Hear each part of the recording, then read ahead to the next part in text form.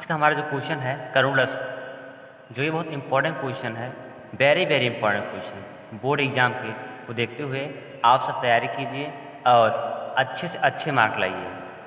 काव्य सौंदर्य अलंकार से हमारा जो क्वेश्चन लिया गया है करुण रस है। अगर फ्रेंड्स आपको रस लिखना है तो आपको इससे पहले आपको उसका अस्थाई भाव पता होना चाहिए।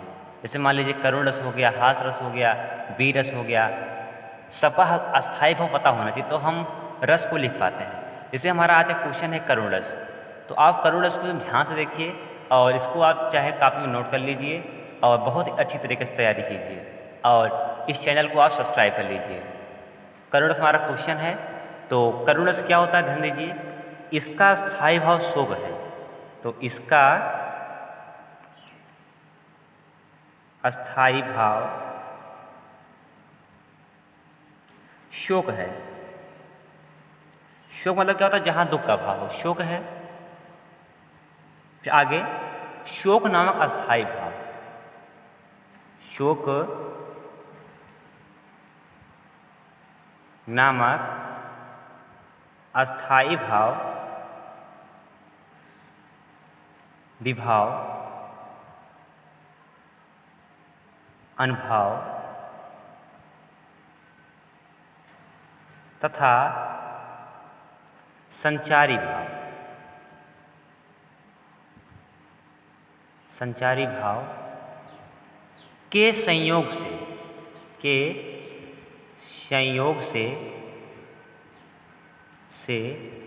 करुण रस की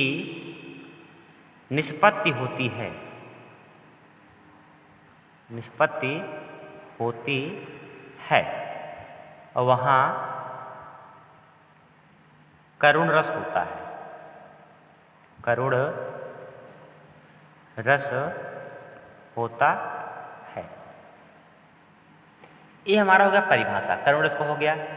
अब परिभाषा के साथ इसका उदाहरण भी लिखना पड़ता है, तो इसका उदाहरण क्या होगा, ध्यान दीजिए आप सब।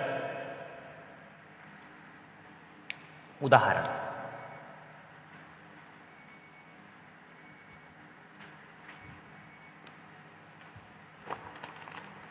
तो इसका उदाहरण होता है, हे खग मृग हे मधुकर श्रेणी अतुम देखी सीता मृग नैनी।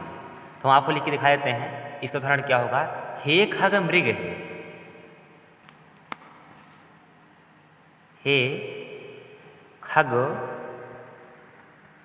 मृग हे मधुकर श्रेणी, मधुकर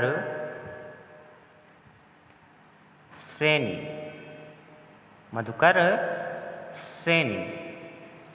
फिर क्या होगा आगे, और तुम देखी सीता मृग नैनी, तुम देखी सीता मृग नैनी, मृग नैनी। ये हमारा हो गया उदाहरण, करुण रस हो गया। आप सब इसको ध्यान से देख लीजिए, करुण रस है। और अगला जो हमारा क्वेश्चन है वो है हास रस। तो आप हास रस को ध्यान देखिए, हास रस,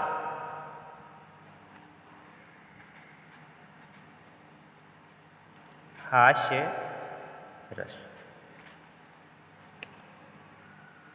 हास रस आपको पता होगा पिछली कक्षा में, अगर आप 9th पढ़ लिए होंगे तो आपको पता होगा हास रस क्या है। अगर नहीं पता है तो आप इसकी जानकारी आप पा रहे हैं और इसको अच्छी तरीके से पढ़िए। हास रस क्या है, ध्यान दीजिए।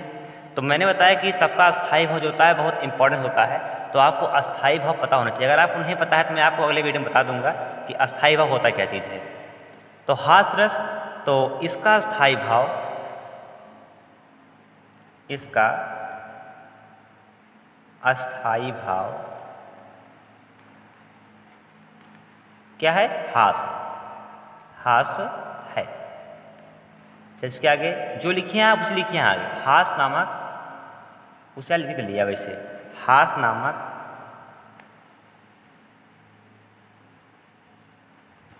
अस्थाई भाव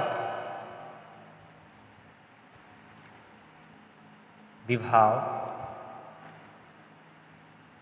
अनुभाव तथा संचारी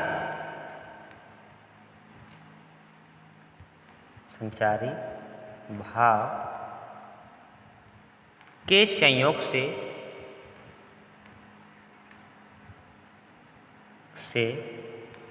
हास्य रस की परिणत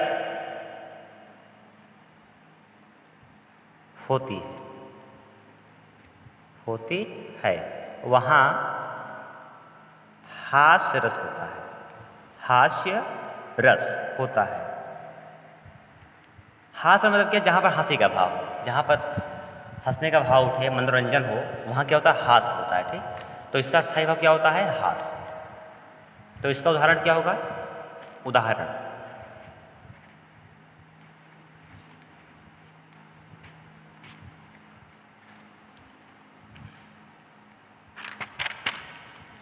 इसका उदाहरण होगा, आप ध्यान देख लीजिए, बहुत अच्छा उदाहरण है जो कि बनाया गया है। मुरली में मोहन बसें, मुरली में मोहन बसें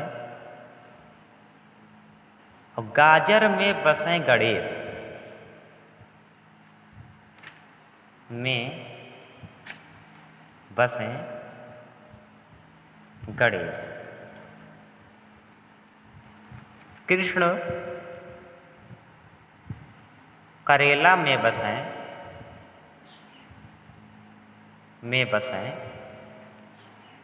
रक्षा करें महेश, करें महेश।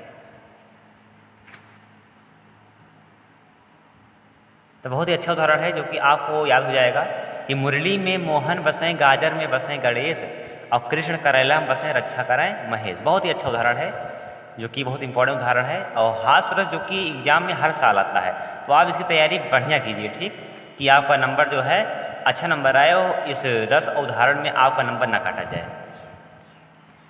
नेक्स्ट क्वेश्चन अलंकार से लिया जा रहा है जो कि इंपॉर्टेंट क्वेश्चन है। रूपक अलंकार, रूपक अलंकार।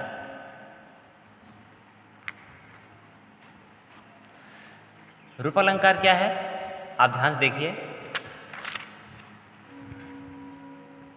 जहां उपमेय में, किसमें, उपमेय, जहां उपमेय में उपमान की भेद रहित आरोप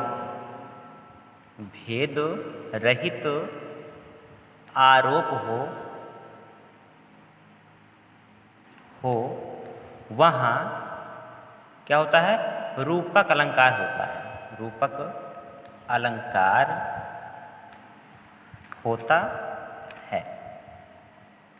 इसका उदाहरण क्या होगा, उदाहरण जो है बहुत जरूरी है।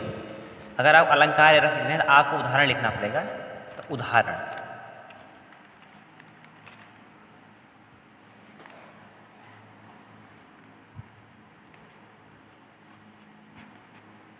इसका उदाहरण बहुत सरल है कि ध्यान दीजिए। एक इसका उदाहरण है चरण कमल बंदो हर राई, या तो इसका अन्य उदाहरण है हर जननी में बालक है। तो हम लिख लेते हैं चरण कमल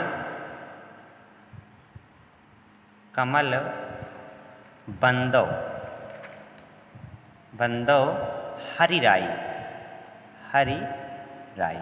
ये हमारा आज का 3 क्वेश्चन है। मैंने आपको बताया करुणस, हास्यरस और रूपक अलंकार, जो कि 3 क्वेश्चन वेरी इंपॉर्टेंट क्वेश्चन है बोर्ड एग्जाम को देखते हुए। Class 9th, 10th, 11th, 12th सब के लिए अनिवार्य है। Thank you.